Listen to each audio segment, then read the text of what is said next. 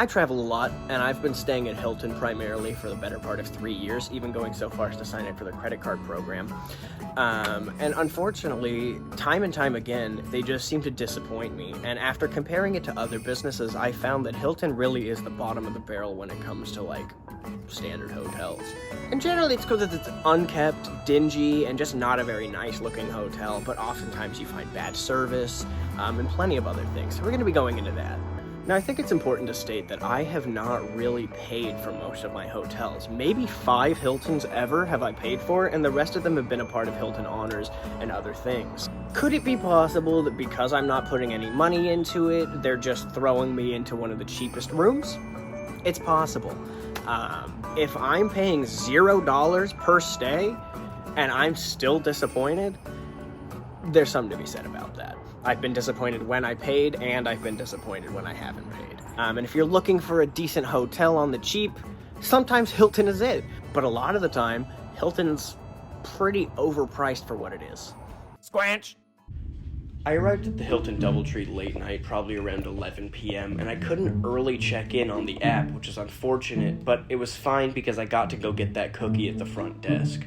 I took my keys, I hopped in the elevator, and immediately after popping out of the elevator, I saw that my room was right smack dab next to the elevator. Convenient, but a little bit of a problem. But that's not all, because my keys aren't working. I try again and again, even on the app, and it doesn't work. Which means I need to take my ass all the way back down, figure out what's going on with my keys, and then go back up to get it unlocked. It was already late and this wasn't really something I was wanting to do, so I didn't record any more footage past that until I woke up in the morning. But I can't stay and enjoy that beautiful morning view for too long because I gotta get going. My toilet's clogged, I gotta let the front desk know, and I gotta prepare for an epic 420 sesh, the whole reason I'm here.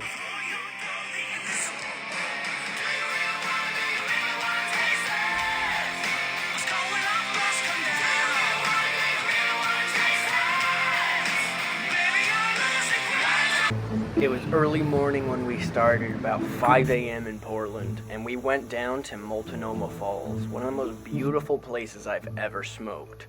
And boy, did we smoke.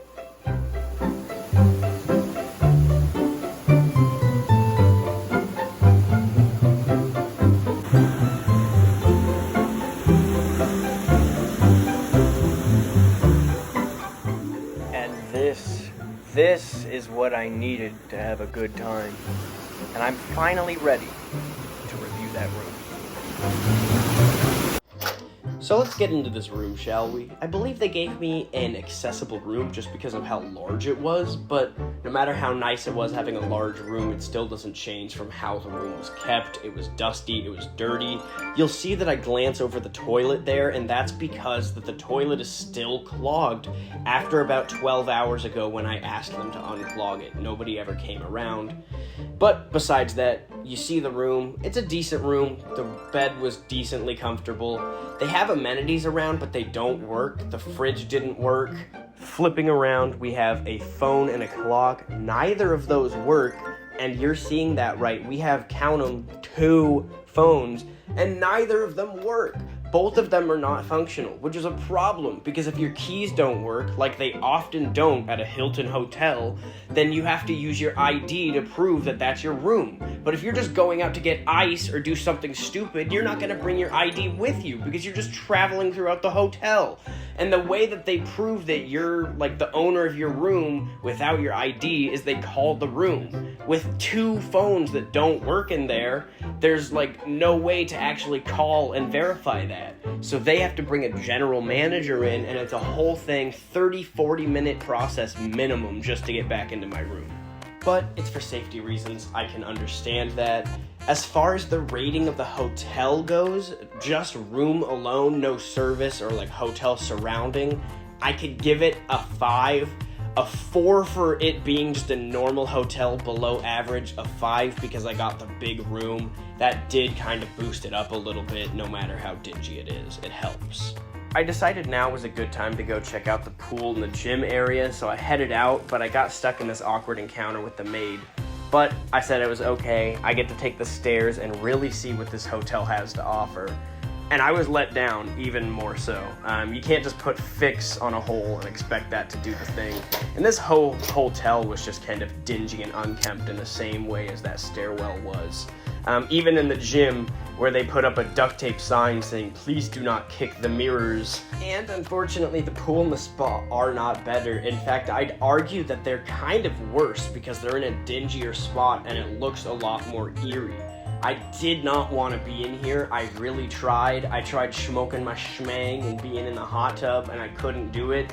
I even tried to dunk in the pool a couple of times, and I just had really bad feelings about it. I could not stay. And would you guess what's waiting for me when I come back? A key that's not working, and I didn't bring my ID. And you say, "Ooh, maybe the digital key will work." No! It was approaching around the 17 or 18 hour mark of my toilet being clogged, and I really needed to poop, so I went down to reception and I asked, "What can you do for me?" And they gave me this. This hillbilly ass, what the fuck is this? It's a plunger in a bucket with the stick through the lid. I looked it up, it's a redneck washing machine. I thought we were living in the new ages where we actually had things that shot CO2 down into the toilet and like took care of that stuff. But apparently we're living in the dark ages where I gotta use a redneck washing machine on my goddamn toilet. So we went to the arcade instead. Guardian 20. It's 25. Must be attended by a 25-year-old in here late night. Wait, really? They don't trust the 21-year-olds, man. Oh my God. The cards are coming, baby. The cards are coming. Okay. All of them at once. All of them at once. That's the pick-me-up I needed. Every card. I went and met a friend to celebrate. I have something for you. I came all the way. I walked.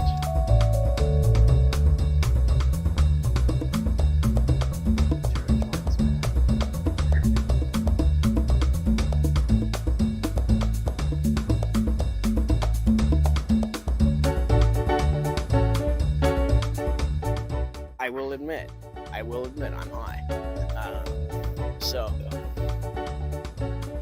Now, I'm not much of a paranoid high, but I will admit, coming in from a smoke sesh and immediately seeing on this closed door a string noose in yellow, it kind of irked me out for the rest of the night. I don't know if that's like code for something, if somebody just put that there, you know, if that's supposed to mean something else.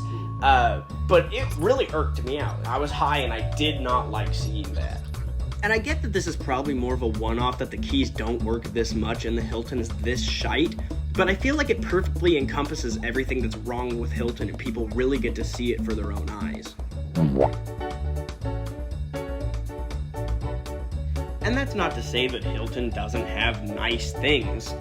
You know, in their more flagship areas, downtown Seattle, Hawaii, Vegas, you know, the properties that they really want to take care of, they do, and they have beautiful things and beautiful rooms. Unfortunately, for your average Joe Schmo Hilton, it's more comparable to like a Days Inn or a Western, and any of those with the price tag of a nice Hilton. It just doesn't make sense most places that I go. I would rather stay with the Wyndham Resorts, you know?